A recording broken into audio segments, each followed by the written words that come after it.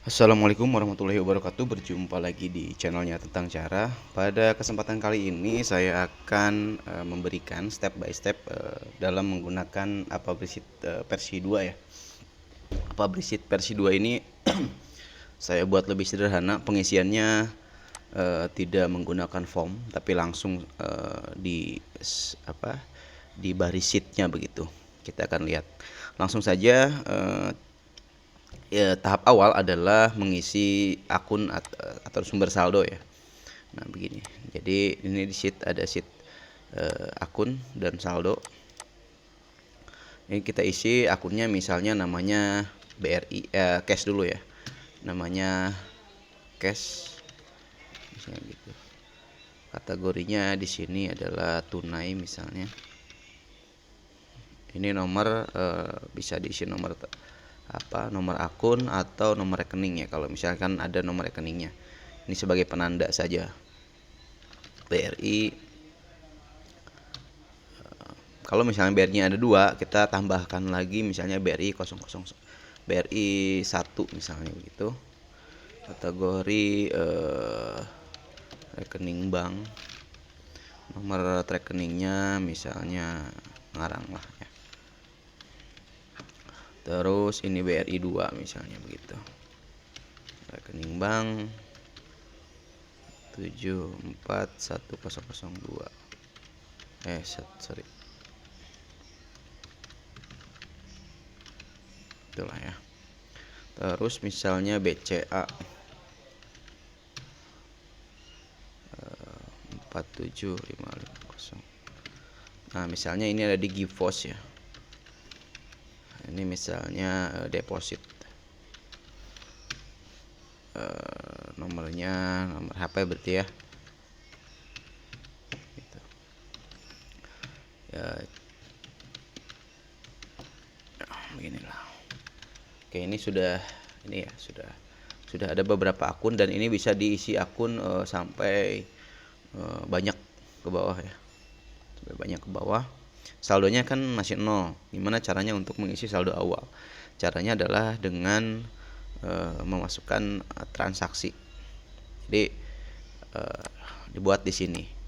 Tapi karena kode transaksinya belum ada, masih kosong, kita buat dulu kode transaksi untuk saldo awalnya. Ya, jadi semuanya dibuat di jenis transaksi gitu ya, di database ini. Nah, ini kita buat dulu. Saldo awal, misalnya kita mau buat tadi saldo awal cash ya, CS misalnya gitu. Ini buat kodenya yang mudah diingat ya. Nah, kita buat saldo awal cash gitu ya. Akun masuknya berarti kita pilih ya di sini. Nah, ini sudah ada cash, sudah pilih cash. Akun keluarnya tidak ada karena ini untuk saldo awal untuk masuk saja, jadi dikosongkan di akun keluar. Adminnya kosong, potongannya kosong. Kategorinya kita pilih modal berarti ya. Kategorinya kita pilih modal.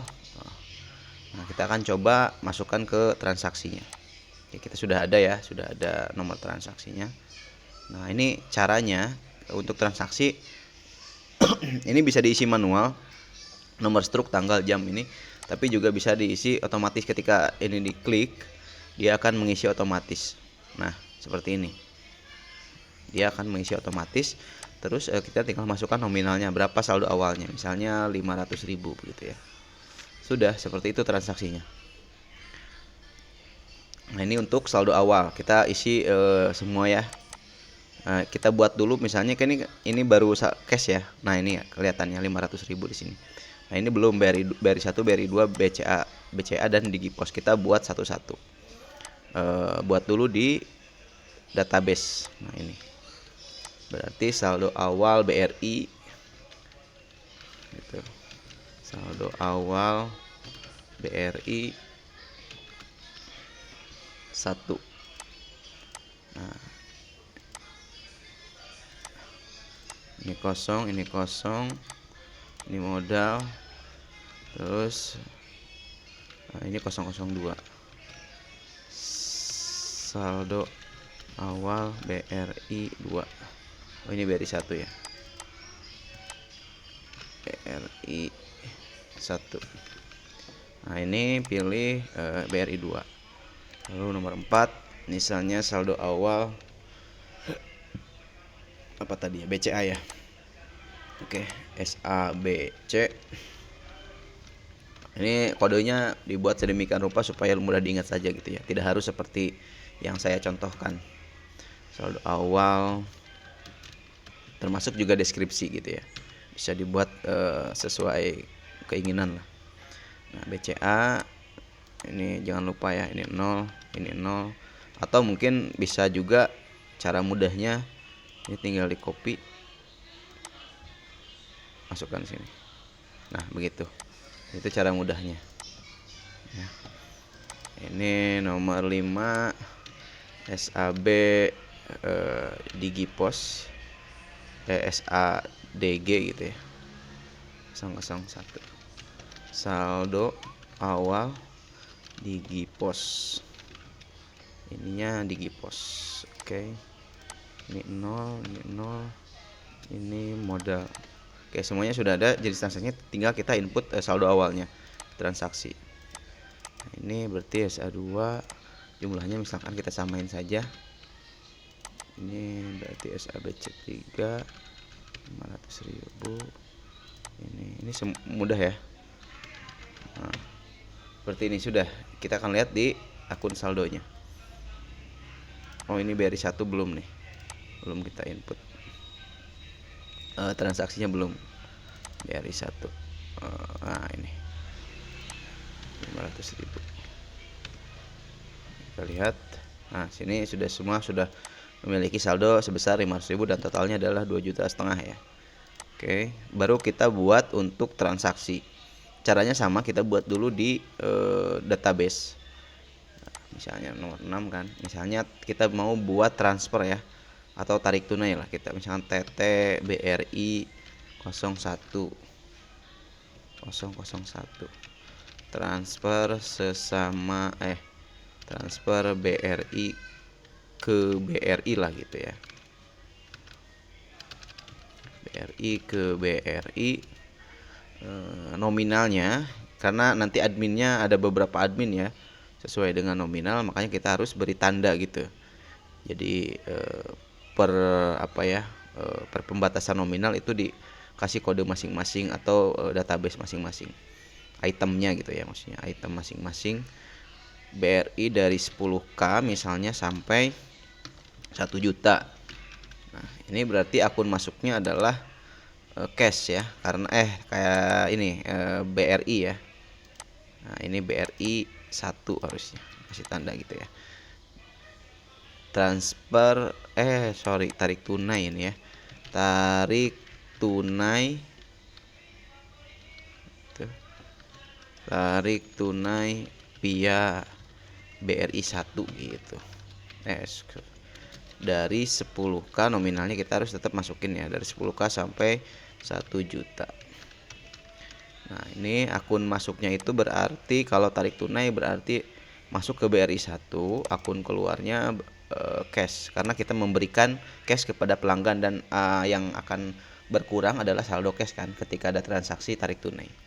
Nah, ini adminnya berapa? Misalnya 5.000. Jadi untuk nominal 10K sampai 1 juta ini adminnya 5.000 gitu ya. Nah, ini potongan banknya tidak ada misalnya. Nah, di sini kategorinya adalah transaksi. Gitu. Lalu ketujuh kita buat untuk yang misalkan dari 1 juta sampai 3 juta misalnya. Berarti kita buat TT BRI 002 tarik tunai. Nah, ini bisa di copy atau bisa begini nih cara mudahnya. Ini tinggal di ujung sudut ini ke bawah. Nah, ini tinggal rubah aja. Ini nomor 7. Nah, ini nominalnya tinggal ganti dari 1 juta sampai 3 juta. Nah, ini ganti. Nah, ini sudah otomatis ya. Oke. Ini sama. Nah, ini tinggal ganti adminnya menjadi misalnya kita ingin berapa. Kalau yang transaksi 1 juta sampai 3 juta, adminnya itu berapa kita tetapkan ya. Oke, potongan banknya kosong.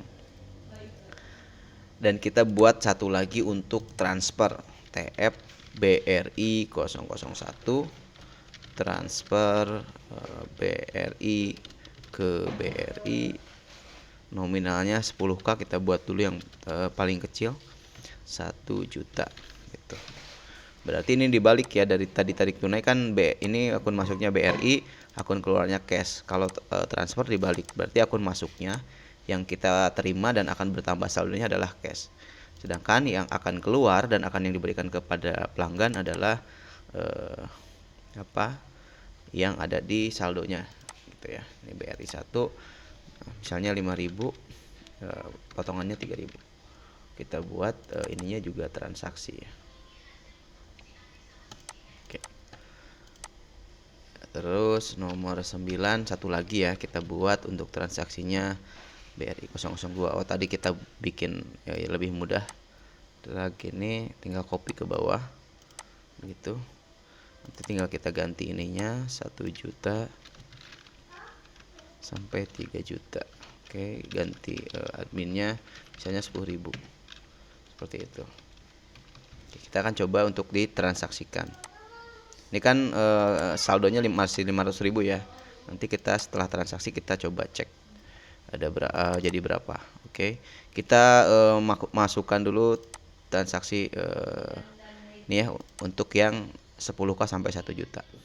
Berarti yang 10k sampai 1 juta misalnya 150.000 lah ya. Oke. Nah, sini sudah ada ya. Adminnya berapa? Potongan banknya kosong. Nah ini akun masuknya 155, yang masuknya 155 dan keluar 150.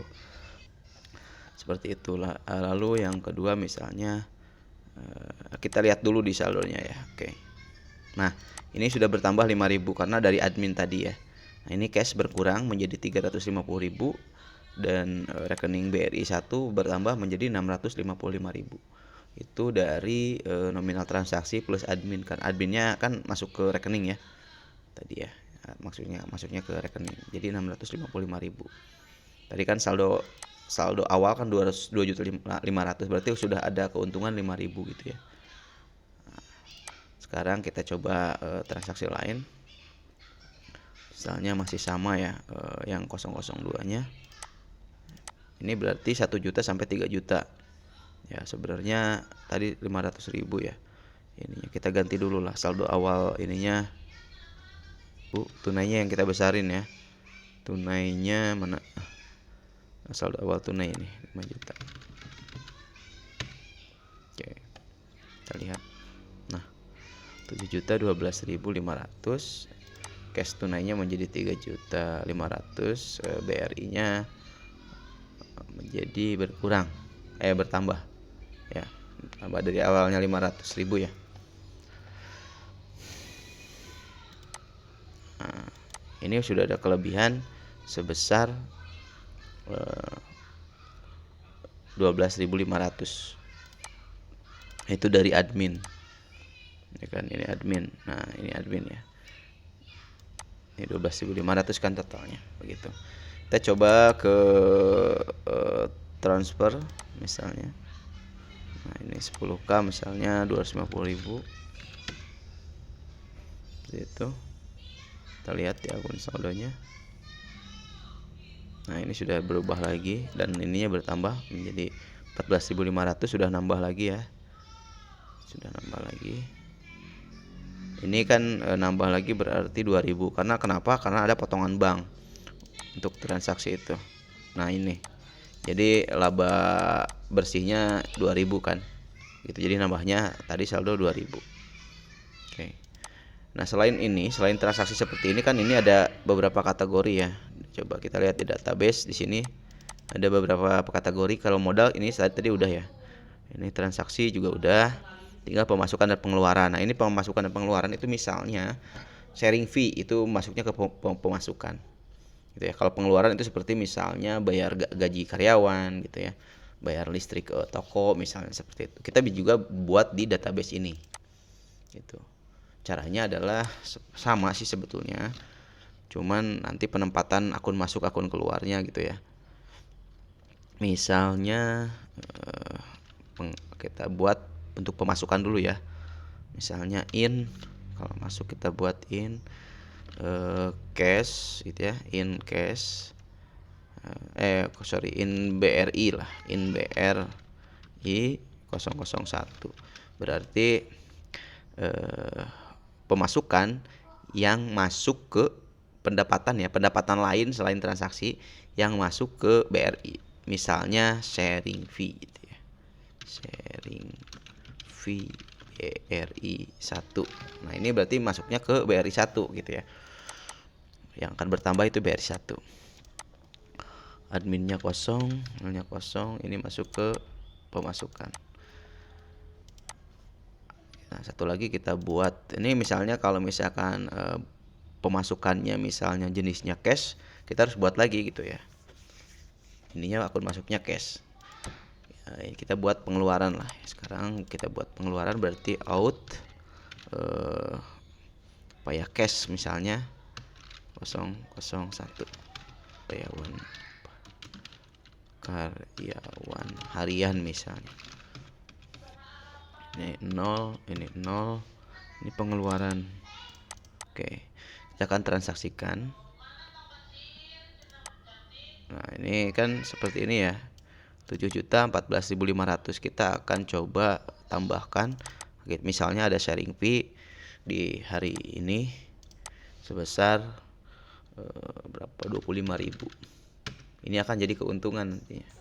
Oke, kita lihat di akun saldonya. Nah, ini 7.039.500 sudah bertambah 25.000. Kalau dibaca ini kan gini, sharing fee masuk ke BRI sebesar 25.000 gitu ya.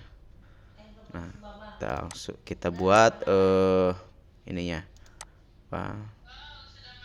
Kita buat untuk upah karyawan tadi ya, transaksi upah karyawan. Sorry, salah. Nah, ini upah karyawan misalnya satu harinya berapa? 75.000 misalnya ya. Nah, ini pengeluaran masuknya. Kita lihat di akun saldonya.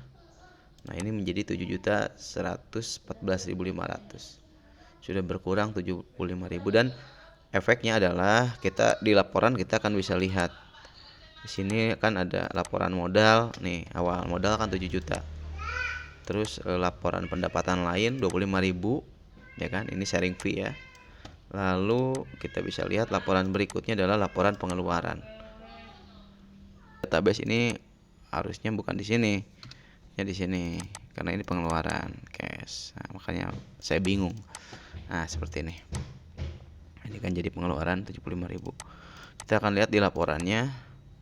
Laporan modal, laporan pendapatan lain, terus laporan pengeluaran. Nah, 75.000. Nah, ini di daily report juga akan ada nih. Nah, ini tanggalnya ya, tarik tunai, transfer. Ini untuk transaksi. Jadi hari ini keuntungannya adalah keuntungan kotornya adalah 17.500 dan ada potongan bank 3.000, jumlah transaksinya 3.000. Kalau mau lihat laba rugi net di sini. Jadi kita masukkan dulu tanggal hari ini. Nah, ini. Nah, pendapatan 30.000, pengeluaran 78.000. Lebih besar karena tadi ya ada pengeluaran untuk karyawan. Jadi laba bersih ini jadi rugi ya 48.000. Jadi rugi 48.000 minus ini kan. Dalam kurung ini adalah minus 48.000. Selanjutnya adalah bagaimana kalau untuk transaksi seperti pulsa ya. Nah, pulsa ini memiliki sheet khusus di sini transaksinya, dan cara ngisi ininya, database-nya masuk di database penjualan di sini. Ya. Misalnya kita buat untuk pulsa Telkomsel 5.000 misalnya. Itu diambilnya dari saldo Digipos misalnya gitu. Jadi kode itemnya adalah T-Cell 5K Digi misalnya gitu. Berarti pulsa T-Cell 5K via Digipos, via Digipos. Akun masuknya cash berarti ya, akun keluarnya Digipos. Jadi yang berkurang adalah Digipos, terus orang membayar, yang akan bertambah adalah cash gitu ya. Harga belinya, nah langsung di sini kita harga belinya. Harga beli itu berarti apa ya? Harga beli itu ada harga beli kalau misalnya ada tambahan potongan gitu ya. Itu digabung saja. Misalnya harga belinya 10.500, terus masih ada potongan sebesar 500.000 gitu, potongan transaksinya yang dikenakan, itu berarti jadi 11.000 gitu modalnya. Gitu. Kita bisa masukkan 11.000 di sini harga jual. Oh, ini 5.000 ya. Untuk 5.000 misalnya 6.150 misalnya gitu ya. Kita masukkan 7.000 harga jualnya sini. Kita akan coba transaksikan. Jadi kalau tadi transaksi di sini ya. Nah, di sini ada penjualan. Jadi masuknya ke penjualan. Cara ngisinya sama, masukin kode item, klik 2 kali di sini, pilih, dan ini juga akan langsung otomatis. Nah, seperti ini. Gitu ya. Labanya sudah otomatis jadi 850 gitu. Nah, kita akan lihat di laporan penjualan. Nah, ini daily report untuk penjualan. Nah, ini laba 850, omsetnya 7.000 gitu. Kita cari di keuntungan juga akan nambah.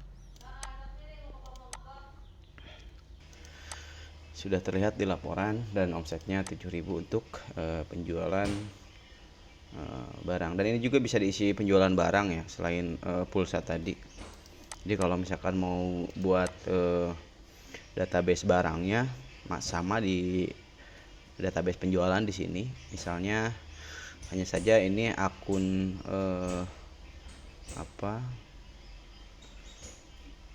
akun keluarnya kita bisa dibuat dulu gitu ya, persediaan barang misalnya.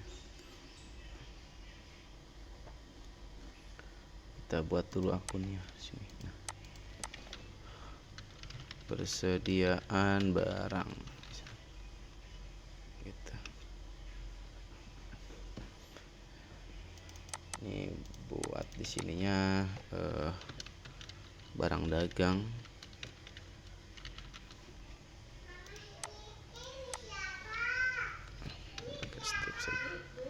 Oke, kita buat database penjualannya. Caranya sih hampir mirip ya. Misalnya ini ACC 001 casing, misalnya casing Oppo A3s gitu ya. Nah, ini akun masuknya cash, akun keluarnya persediaan barang.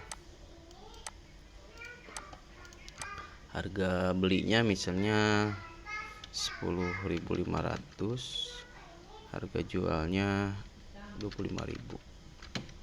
Jadi ketika ada pembelian, kita masukin di penjualan, masukin ini. Nah, ini sudah ada labanya ya, gitu. Kita akan lihat di daily report penjualannya. Ini sudah masuk sebesar 25.000 ya. Oke. Sebesar 25.000, dan di laba ruginya kita lihat. Oh, ini penjualan.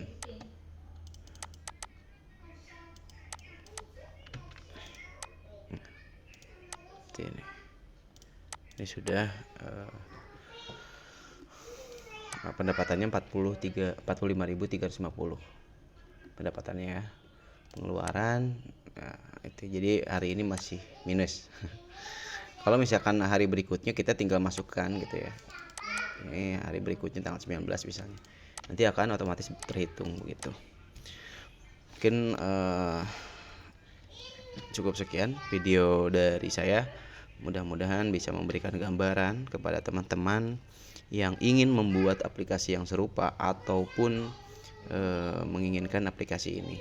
Bisa menghubungi WhatsApp saya di 08121466156. Wassalamualaikum warahmatullahi wabarakatuh.